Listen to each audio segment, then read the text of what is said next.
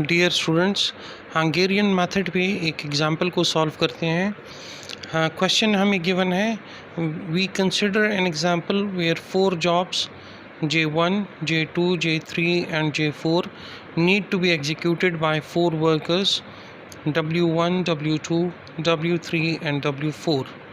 One job per worker. The matrix below shows the cost of assigning a certain worker to a certain job. The objective is to minimize the total cost of the assignment. देखो बेटा, हमारे पास 4 jobs given हैं, job 1, job 2, job 3 and job 4। इसी तरह हमारे पास 4 workers given हैं, W1, W2, W3 and W4। अगर worker 1 job 1 perform करेगा तो उसकी कॉस्ट जो है 82 रुपीज़ आएगी। अगर वर्कर 1 जॉब 2 परफॉर्म करेगा तो उसकी कॉस्ट 83 रुपीज़ आएगी। इसी तरह अगर वर्कर 2 जो है जॉब 2 परफॉर्म करेगा तो उसकी कॉस्ट 37 आएगी। अब हमने इस पूरे कॉस्ट को मिनिमाइज़ करना है कि हमारे ये जॉब्स कंप्लीट हो जाएं, ये इन वर्कर्स को असाइन हो जाएं, एक वर्कर एक जॉब करेगा और हमारा कॉस्ट भी जो है वो मिनिमम होगा। तो सबसे पहले आपने ये चेक करना है कि आप देख लो, ये आपके पास बैलेंस्ड प्रॉब्लम है। बैलेंस्ड प्रॉब्लम का मतलब कि आपके पास नंबर ऑफ़ जॉब्स और नंबर ऑफ़ वर्कर्स वो बराबर हैं। ठीक है, आपके पास 4 जॉब्स हैं और 4 ही आपके पास वर्कर हैं। तो जो सबसे पहला स्टेप आपने करना है वो आपने करना है रो रिडक्शन का। रो रिडक्शन का मतलब है कि इस रो में, पहली रो में जो W1 का रो है, इसमें से सबसे मिनिमम वैल्यू ढूंढो कि वो कौन सी है। 82, 83, 69, 92, इसमें मिनिमम आपके पास 69 है। तो ये 69 इन तमाम एलिमेंट्स से माइनस कर दूँ। 82 से आप 69 को माइनस करेंगे तो 13 आएगा। 83 से आप 69 को माइनस करोगे तो 14 आएगा।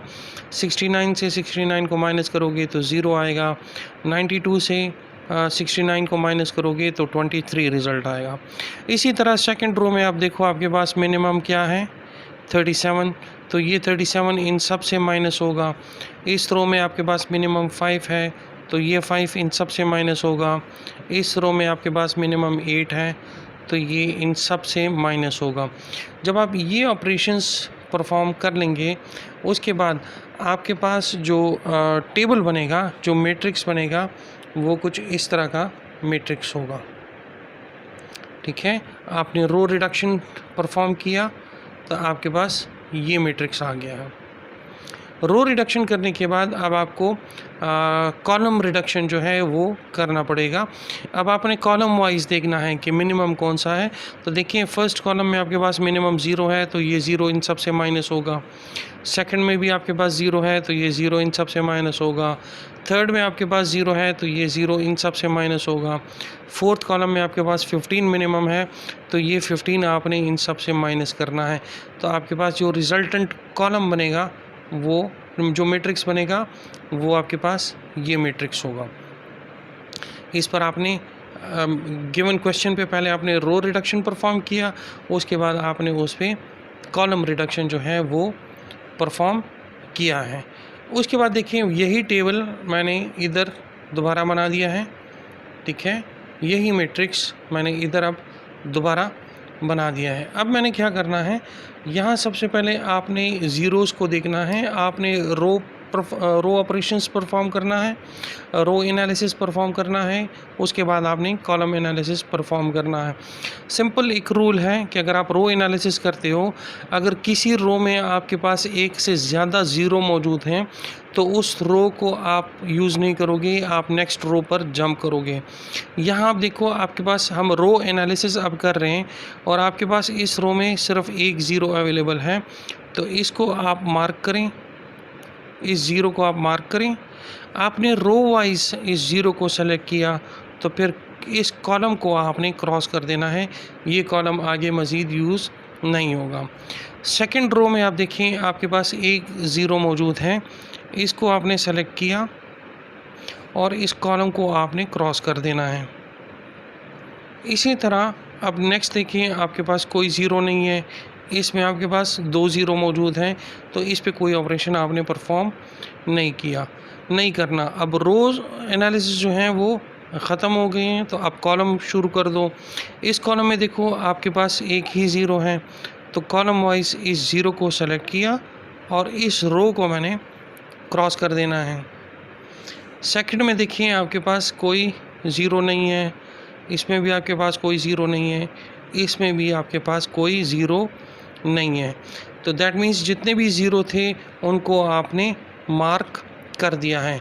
अब प्रॉब्लम ये है कि कितने ज़ीरोज़ आपने मार्क किए हैं, 1 2 एंड 3, और मैट्रिक्स का साइज़ कितना है, 4x4, और ये आपके पास 3 है, तो ये भी 4 होने चाहिए, तब आपके पास ऑप्टिमल सोल्यूशन आएगा। ये फ़िलहाल आपके पास 3 है, 1 2 एंड 3। हमें एक और ज़ीरो भी चाहिए जिसको हम इसी तरह मार्क करें, उसके बाद हमारे पास ऑप्टिमल सोल्यूशन जो है वो हमारे पास आएगा। तो अब देखें एक और ज़ीरो लाने का क्या तरीका है। जितने ये अनक्रॉस्ड नंबर्स हैं, जिस तरह ये 3 नंबर ये हैं 13 40 एंड 6 और 8 40 एंड 66, बाकी तमाम क्रॉस हो गए हैं। इनमें से जो सबसे मिनिमम है वो इन सब से माइनस कर दो, और जहाँ जहाँ पर ये लाइंस आपस में इंटरसेक्ट हो रही हैं वहाँ पर उनको ऐड कर दो। दैट मीन्स यहाँ भी ऐड होगा, यहाँ भी ऐड होगा, बाकी इन 3 वैल्यू और इन 3 वैल्यू से आपने उसको सबट्रैक्ट करना है। तो मिनिमम क्या है आपके पास 6, तो 6 आपने इन सब से माइनस करना है, इनसे भी माइनस करना है, यहाँ आपने 6 ऐड करना है और यहाँ पर आपने 6 ऐड करना है। तो देखें आपके पास जो मैट्रिक्स बनेगा वो आपके पास कुछ इस तरह का होगा। इस 13 से जब आप 6 को माइनस करेंगे तो आपके पास रिज़ल्ट क्या आएगा, 7।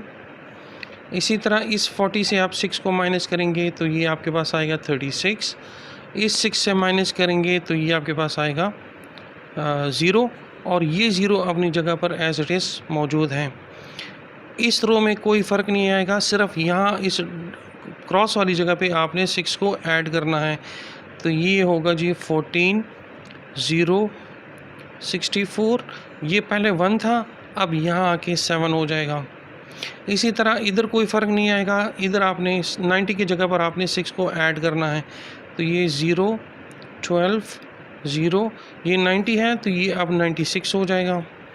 ये अनक्रॉस्ड नंबर है तो इससे आपने ये 6 माइनस करना है, तो ये आपके पास बच जाएगा 2। 40 से आप माइनस करोगे तो ये आपके पास आ जाएगा 34, और 66 से आप माइनस करोगे तो ये आपके पास आ जाएगा 60, और ये 0 अपनी जगह पर एज इट इज़ रहेगा। ये ऑपरेशन परफॉर्म करने के बाद अब आपने दोबारा वही रो एनालिसिस और कॉलम एनालिसिस करना है। अब रो एनालिसिस करेंगे तो यहाँ देखिए इस रो में सिर्फ एक 0 है, तो इसको सेलेक्ट किया और इस कॉलम को क्रॉस कर दिया।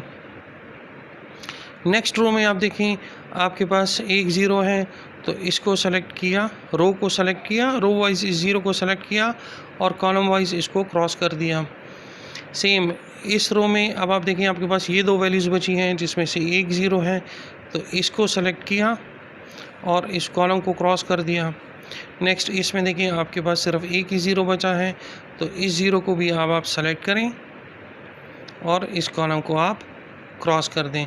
तो आप देखिए आपके पास कितने ज़ीरोज़ जो हैं वह कितने ज़ीरोज़ क्रॉस हो गए, 1 2 3 और 4, और मैट्रिक्स भी आपके पास क्या है 4x4 का। दैट मीन्स आपका ऑप्टिमल सोल्यूशन जो है वो आपने अचीव कर दिया है।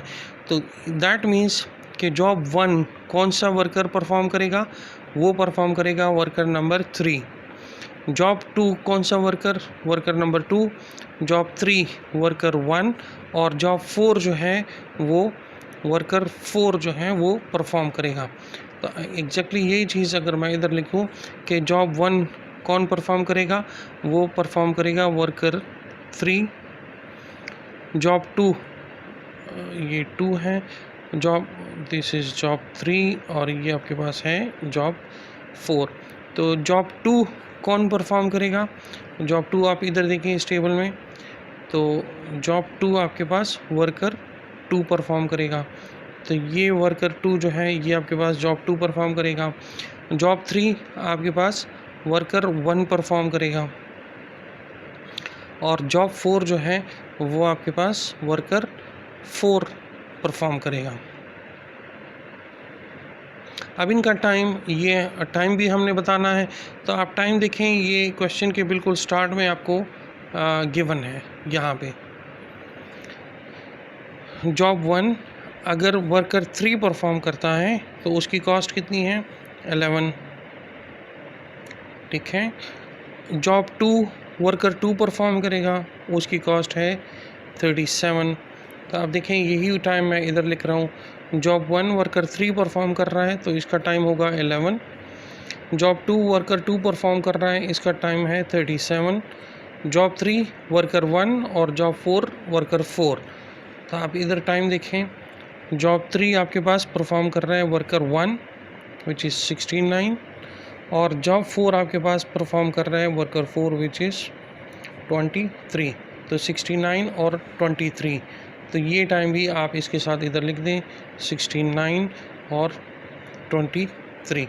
जब आप इसको ऐडअप करोगे, इन तमाम को आप सम करोगे, तो आपके पास टोटल जो कॉस्ट आएगी वो कितना आएगा? वो आपके पास आएगा 140। That is an optimal solution to this assignment problem, जिसका आपने सोल्यूशन निकाला है 140। 140 से कम टाइम में ये तमाम जॉब्स, ये 4 के 4 जॉब्स, इन वर्कर्स को हम नहीं असाइन कर सकते 140 से कम टाइम के अंदर। तो हमारे पास जो ऑप्टिमल रिज़ल्ट आया है इसका, वो हमारे पास आया है 140 hours. I hope assignment problem को सॉल्व करने का जो हंगेरियन मेथड है उसकी समझ आपको आ गई होगी, और आप मज़ीद इसी तरह के प्रॉब्लम्स जो हैं वो हंगेरियन मेथड पे सॉल्व कर सकेंगे। Thank you.